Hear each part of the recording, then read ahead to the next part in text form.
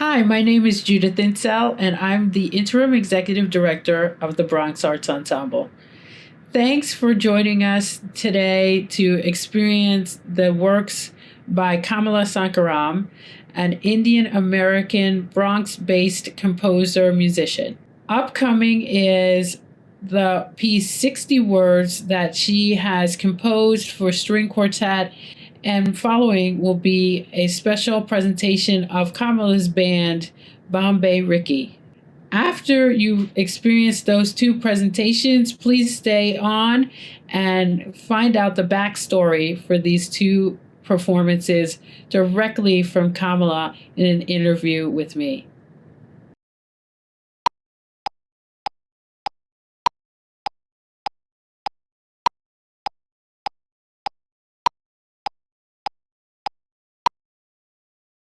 That the President is authorized necessary and appropriate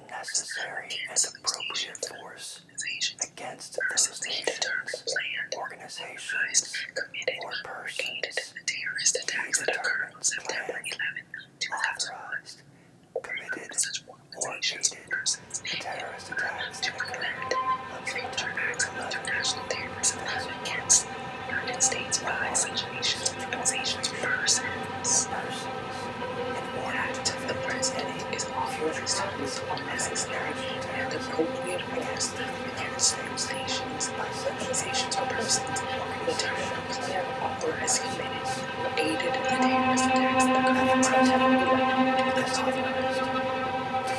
All such organizations or persons or to prevent any future acts of international terrorism against the United States by such nations, organizations, or persons. That the President is authorized to use all necessary and appropriate force against those nations, organizations, or persons to determine, plan, authorized, committed, or aided the terrorist.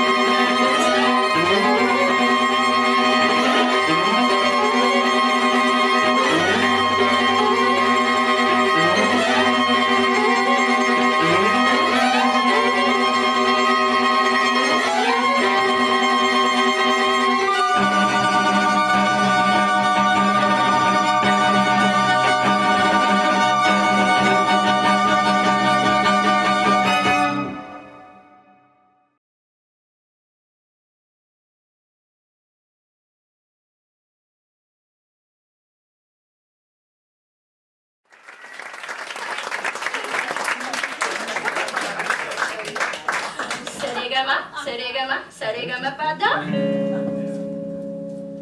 Sarigama, sarigama, sarigama pada.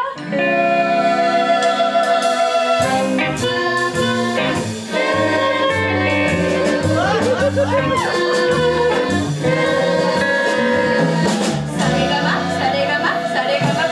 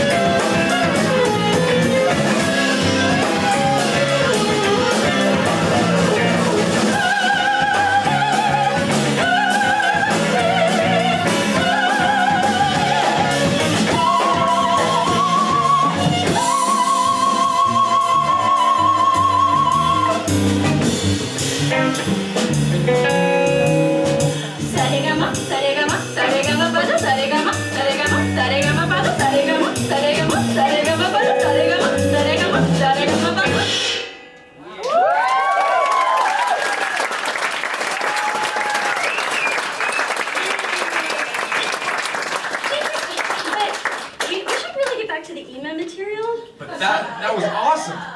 No, it wasn't awesome. It was too close to home, or too far away, or something. Ryan Shankar Adler, ladies and gentlemen.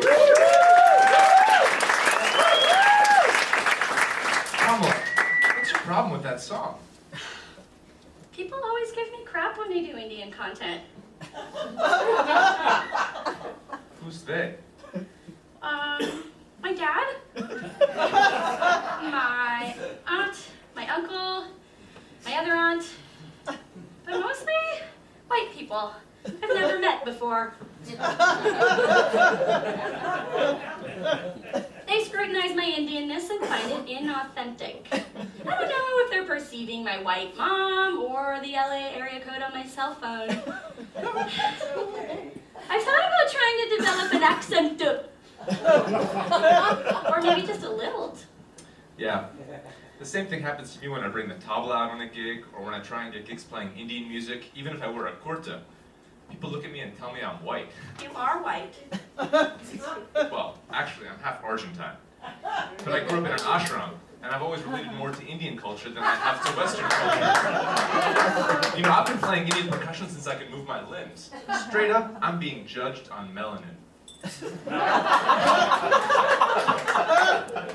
This is why we must all embrace Ima Sumac. Ima is exotic. Exotic means foreign in a non-specific way that we can all feel comfortable with.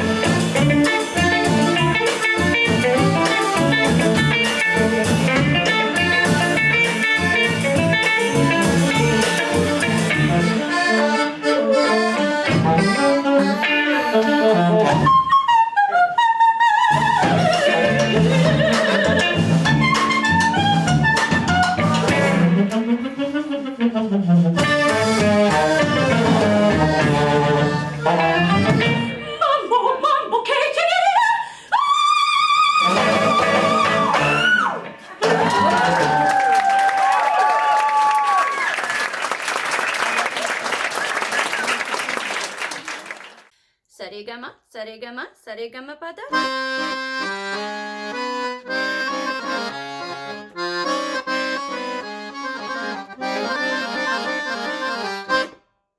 Thanks, Kamala, for joining us after such an amazing performance that we've seen of both 60 Words and Bombay Rickey. How did you get started in music in the first place with all these different talents that you have, singing, playing the accordion, composing? Can you give us a little background on how you started? Sure. I actually was not supposed to be a professional musician. I started piano lessons when I was 6 or 7, I forget which, because that was something that you did, and my grandma was a piano teacher. But I was supposed to become a doctor, since my dad is from India, and that's sort of what you do. You do not become a professional musician. Um, so I had always played music, and then when I got to college, I studied composition and singing and other things. But again, it was not with the idea that it was going to be something that I would pursue. And so I think that this sort of, I don't know, eclecticism, it comes because I didn't go to conservatory, so I was just doing things that interested me in order to learn music, but also I was just playing things that interested me, and that somehow turned into a career in music. But you can sort of see the remnants of that sideways path into composition, and the fact that there were a lot of these different kinds of musics that I just was curious about. So I took lessons or I took classes, and then they've all kind of been smushed together at this point. Well, this is really fascinating. I didn't know all that about you actually not actually starting out with the purpose of becoming a musician. It just kind of happened. So, which is great. I mean, as far as the composition 60 words, I wanted to ask you about how you decided to use that text, and what do you actually think that it means in context with your music directly?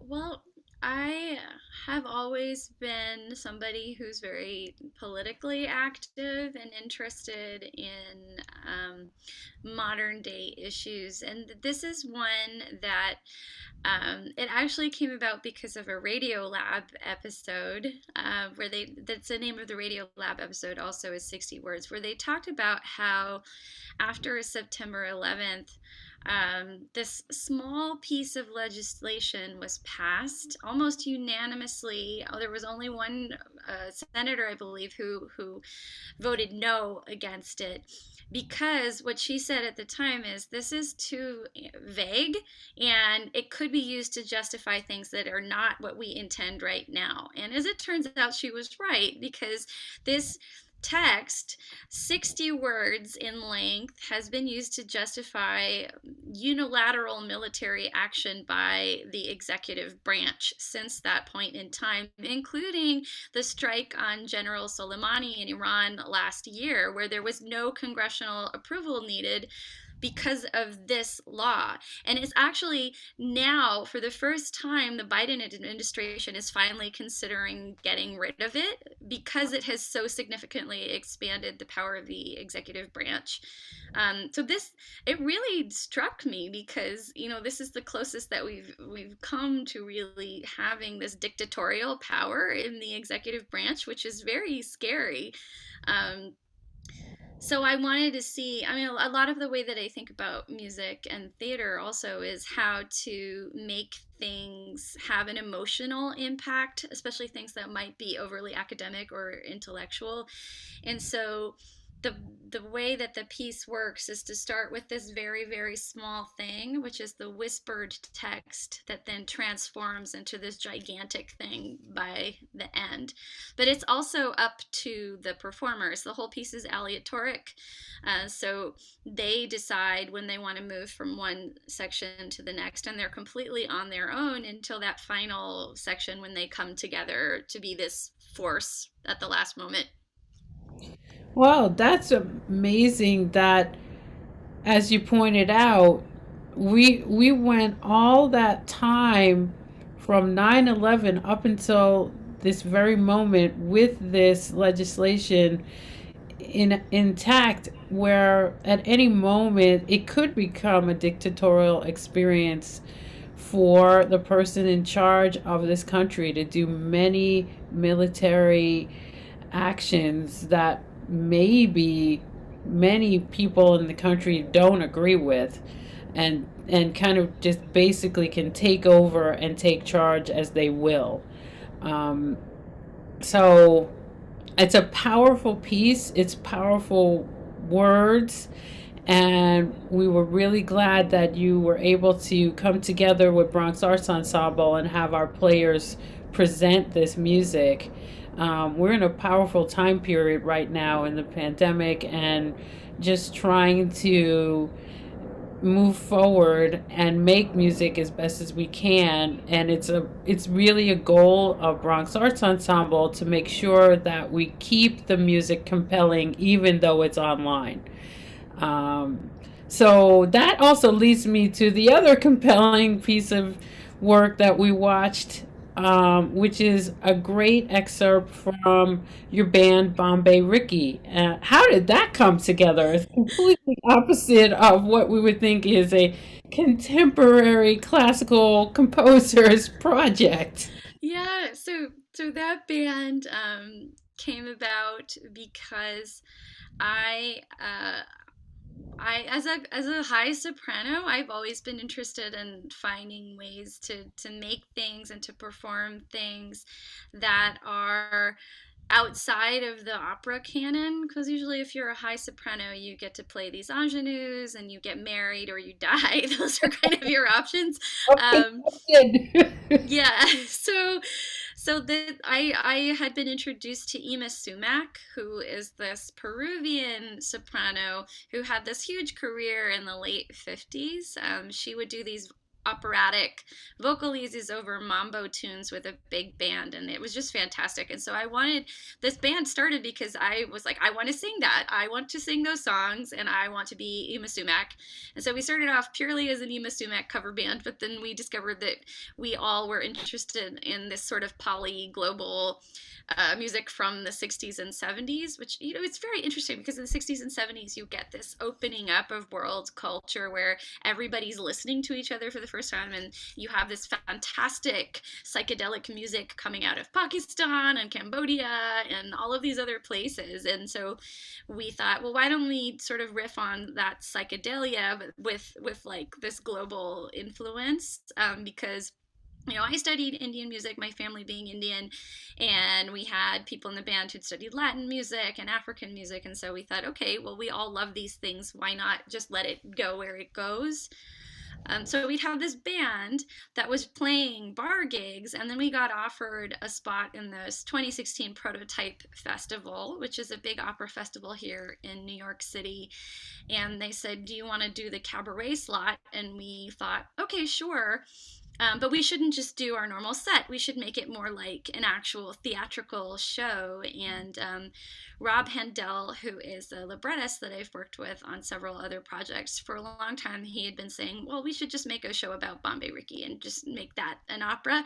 So I went to him and I said, okay, let's do it. You've been wanting to do this. Let's do it. And so he interviewed all of the band members and made this show that was sort of inspired by the people in the band, but also dealing with issues like cultural appropriation and authenticity, which we performed this in 2016, the January of 2016, so right before Brexit, before Trump was elected. And so there was something in the air at that time that was like, we need to, you know, we should be talking about this. And we did. And the show was done in New York. It's been done in New York a couple of times, and it was also done in London. So again, it's sort of, how do you get at these really difficult intellectual issues in a way that is not hitting people over the head with them, but still making them think. And we thought, you know, if we could make a comedy about this, then maybe that's something that people will listen and they'll have fun in the moment, and then they'll leave and they'll think, oh, wait, maybe I should be thinking about that a little bit more. Wow, yeah, I mean, this is really something. I didn't realize that actually it was all scripted, what you were saying. I had no idea. So I'm sure the viewing audience wouldn't realize that either because it just flowed so naturally. But I think also, as you said, it flows naturally because it is about all of you as band members. And you briefly touched on the fact that you are Indian American. and how that has really affected you in your career as a musician, composer. Um, can you actually go a little deeper on that? How much do you think that your compositions draw from an Indian experience? I think that so I'm biracial, which I think that that's at the heart of everything because my whole life has been this sort of, code switching and trying to figure out how do you fit into the white spaces and then how do you fit into the non-white spaces and what are the connections between those? And so all of my work really is about how do you take things that seem like they don't belong together and put them together and make sense of them. Mhm. And I think it took me a long time to realize that that was what was going on with everything. But I really think that that is at the heart of the way that I see the world, and so the way that I make art.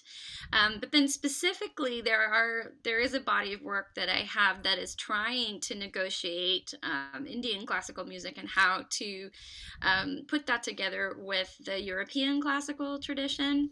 So I have a couple of operas. One is called Thumbprint, and one is a short opera called A Rose. And they both are sort of taking Hindustani ragas and trying to make them work with the European harmonic tradition, because in Indian classical music you don't have harmonic progressions. And then there are other things like I think, my sense of rhythm very much comes from the Indian way of thinking about time, which is these more long scale cyclical things. Um, and I have a few instrumental pieces that also play around with some Indian ornaments and specific again ragas and tals that come from Indian classical music. But I think that even the pieces that I write that are not rooted in the Indian tradition still have this awareness of like the multifaceted nature of experience and how do we put that together and make it make sense in an artistic concept. Well, that's really great to hear how much actual Indian rhythm, sensibilities, time actually have influenced your composition. And I think I have one more question for you, which is you're living in the Bronx. How is the Bronx actually influencing your music at this point? Well, it's funny. I have now lived in three of the five boroughs in New York. So I was in Manhattan first, and then Brooklyn, and now the Bronx.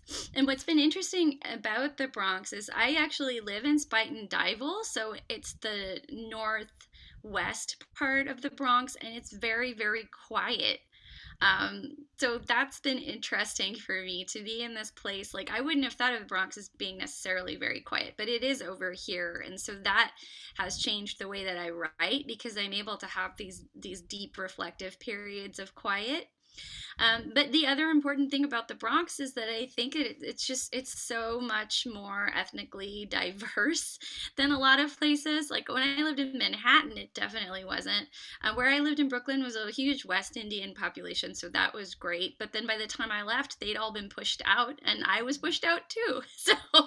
So I think it's just connecting with what the real diversity of New York City has historically been and remembering that this is what it's supposed to look like. So ideally, you're creating things that are representative of the communities that you find yourself in and not these very homogenous spaces that we tend to inhabit in classical music.